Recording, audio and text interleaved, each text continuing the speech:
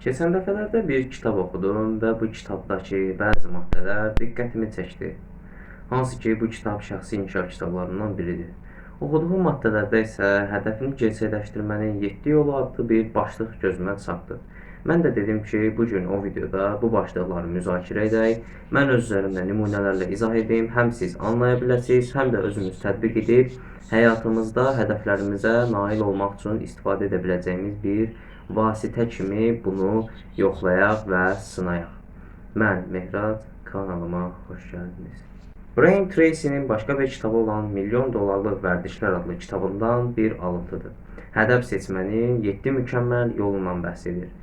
Brian Tracy'nin bu kitabı haqqında bir müzakirə videosu da çəkəcəm. Daha kitabı bitirmədiyim üçün çəkmək qərarını almadım. İlk maddəmiz, tam olaraq nə istədiyinə qərar verməlisən. Məsələn, müəyyən bir istiqamətdə istəklərin ola bilər. Tam olaraq nə istədiyini artıq özün seçməlisən. Məsələn, bu sənə başqaları tərəfindən deyil, daha çox nə etmək istəyirsənsə, o cəhətdən sənə kömək edəcək bir vasitə olmalıdır. Yenə də diqqət etdiyiniz kimi, bu tamamilə sevdiyiniz bir şey olmalıdır. Sizə ağrı, əzab verən bir şey yox, tamamen sevdiyiniz bir şey olmalı. Gəlin məsələn nümunə üzərindən gedək. Məsələn, olsun gitar çalmaq üzərindən gedirəm. Mən bir rastgele örnək seçsəm, bunu belə detaylandıra sizə gitar çalmaq örnəyinin üstündən gedəcəyik. Və məsələn, artıq hədəfimizi seçdik. Bizim hədəfimiz 9 və ya 8 ay içində gitar çalmağı normal bir səviyyədə öyrənməkdir. İndi nə edəcəyik? Digər maddələrə baxırıq. Özünə bir vaxt limiti qoy. Məsələn, gitar çalmağı istədiyini artıq qərarlaşdırdın. Bu sənin hədəfin ola bilər, pul yığmaq, maşın almaq və s. Gitar çalmaq hədəfini üçün vaxt qoya bilərsən. Məsələn, 8 və ya 9 ay məncə ideal bir vaxt.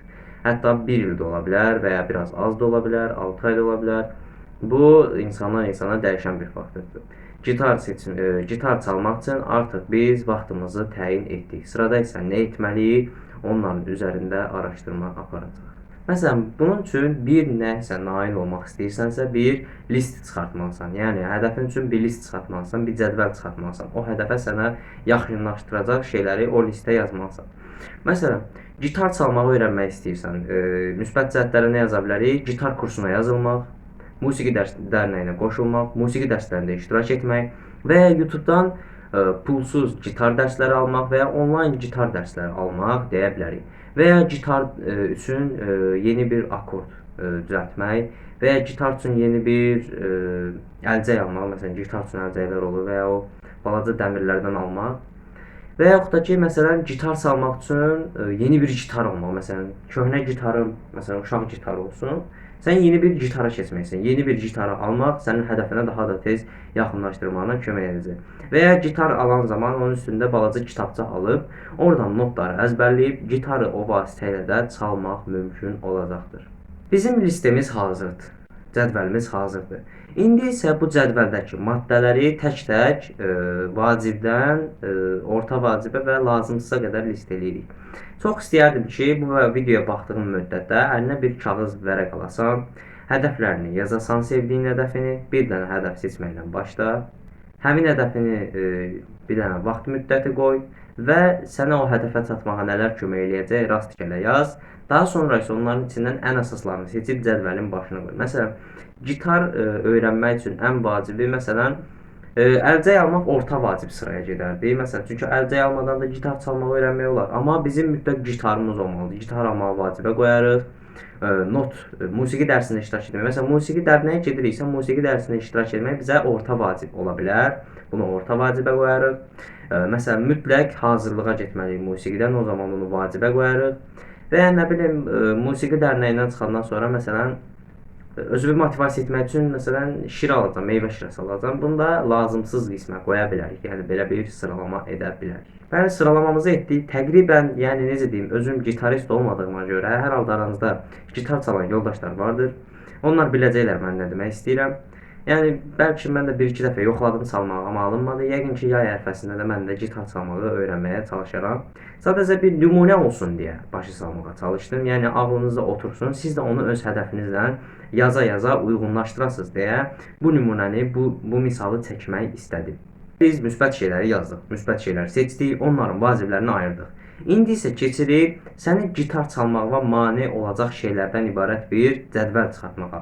Məsələn, ilk faktor ola bilər sosial media. Sosial mediada çox vaxt itirirsən, Instagram Reels, TikTok videoları, YouTube Shorts-a falan çox baxırsan və gitar çalmağa vaxtın qalmır. Və ya evin uzaqda yerləşir, gitar kursundan uzaqda yerləşir. Məsələn, sən şəhərdə yazılmısan, evinin yaxınlığında da var, sən şəhərdə yazılmısan. Və ya olsun gitarın köhnədir, 3-4 dənə telində bir problemlər var, nasazlıq var gitarında. Ola bilər məsəl üçün gitar dərsinə getməklə məsələn maddi cəhətdən sıxıntıların var. Bunun üçün ya bunları aradan qaldırırsan, ya da alternativlər düşünürsən. Məsələn, gitar kursuna getmək üçün maddi cəhətdən sıxıntı çəkirsənsə, YouTube-dan video kurslara baxaraq, ucuz kitablar alaraq, oradan gitarı çalmağı öyrənməyə çalışırsan və ya ətrafında gitar çala bilən birisi varsa, ondan yardım və dəstək alaraq gitar çalmağı öyrənməyə çalışırsan, bacarırsan, belə edə bilərsən. Və ya məsələn, mənfi faktorlarda məsələn sosial mediada çoxmu vaxt keçirirsən, özünə dopamin detoksu açırsan. Dopamin detoksundan sonra yenə gitar çalmağı öyrəndikdən sonra dopamin detoksunu bitirə bilərsən. Məsələn, olsun yol uzaqdadır, şəhərdəki gitar kursuna yazıldın, buradakılar sənə keyfiyyətli gəlmədi. Bu zaman vaxtından qənaət etmək üçün taksidən istifadə edə bilərsən və metro ilə marşrutda gedən müddətdə gitar kursu videolarını səs yazı ala bilərsən və ya video yazda. Onları YouTube-dan izləyə bilərsən, indirib izləyə bilərsən. Və ya əgər şərait varsa, yaxınlarda da varsa, şəhərdə getməyinə ehtiyac yoxdursa, çıxıb öz evinizin yaxınlığında olan gitar dərnəyinə, gitar kursuna gedə bilərsən. Və bunu unutma. Bu yollarda hədəf seçərkən tək olmamağını tövsiyə edirəm. Hər zaman yanında sənin düşüncələrində olan bir dostun, bir yoldaşın, ailə fərdlərinin olsun. Onlardan da dəstək al. Məsələn, gitar kursunun bu aylığını qarşılaya bilmədin, anandan, atandan biraz dəstək al. Nə bilim, yeni gitar alacaqsan, pulun bir qismini yığdın, çatdıra bilmədin, anandan, atandan dəstək al.